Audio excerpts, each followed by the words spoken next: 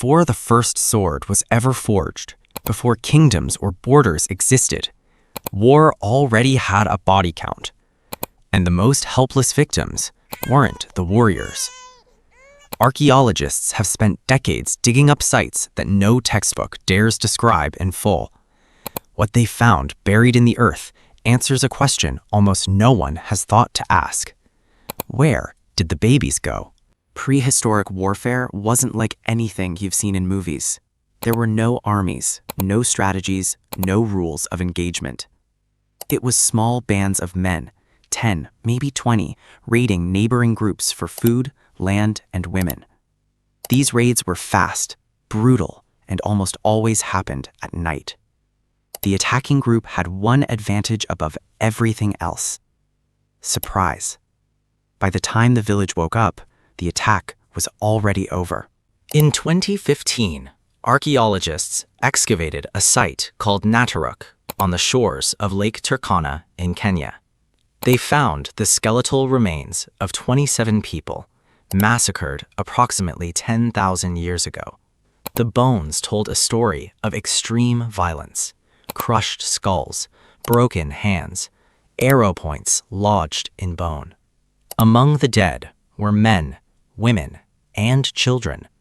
But here is what stopped the scientists cold. One of the women found was pregnant at the time of her death. And yet, no infants were found at the site. This absence is not unique to Nataruk. Across dozens of prehistoric massacre sites worldwide, infant remains are consistently missing. Researchers have proposed 3 explanations, and each one is darker than the last. The first explanation: infants were taken. In prehistoric societies, capturing young children was valuable. They could be raised as members of the raiding group, increasing its numbers and strengthening the next generation. This wasn't cruelty by their standards, it was survival strategy. The second explanation is harder to sit with.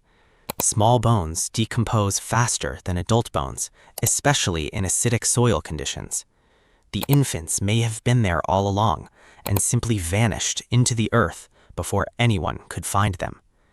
They were killed. Their bodies just didn't survive to testify. The third explanation comes from the genetic record, and it changes everything. Scientists studying ancient DNA from European populations found something extraordinary. Around 5,000 years ago, the male genetic lineages of entire Western European populations were almost completely replaced within just a few generations. The female lines, they survived. They continued forward. The men were killed. The women and young children were absorbed into the conquering group. The babies who survived, the ones who were taken and raised, grew up not even knowing what had been lost. They became the ancestors of people alive today. We tend to think of history as something that happens to other people, in other times, in other places. But the events of prehistoric war didn't stay in the past. They are encoded in the DNA of billions of people walking the earth right now. Every person with European ancestry carries genetic signatures of those ancient displacements. The babies who were taken, they survived. And somewhere down that long chain of generations, they became someone's grandmother, someone's father, you. The bones don't lie, and neither does your blood. But survival came at a price no child could understand. These children had to forget everything. Their language, gone.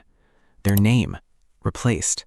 Their identity, completely rewritten. Science has a name for what happened to these children: cultural assimilation. It happened in days, not years. Young children are neurologically wired to adopt. Their brains rewired themselves to survive in a new world. But not every child was taken. Some were left behind. And what happened to them remains one of prehistory's darkest mysteries. No bones, no tools, no trace, as if they simply ceased to exist. But not every tribe was helpless. Archaeological evidence shows some groups had early warning systems, lookouts posted on high ground, hidden escape tunnels dug beneath their settlements, and designated hiding spots deep in the forest. And then there were the mothers. When the raid began, their only instinct was one thing: run. Not for herself, for the child on her back. Many of those mothers did not make it, but the child did. Survival in the prehistoric world was not a gift. It was a transaction. You give up everything you were in exchange for the right to keep breathing. 10,000 years have passed since Nataruk. Civilizations have risen and collapsed. Languages have been born and died. Empires that seemed invincible turned to dust. But the DNA of those prehistoric children never disappeared. It kept copying itself generation after generation, until one day it ended up inside you.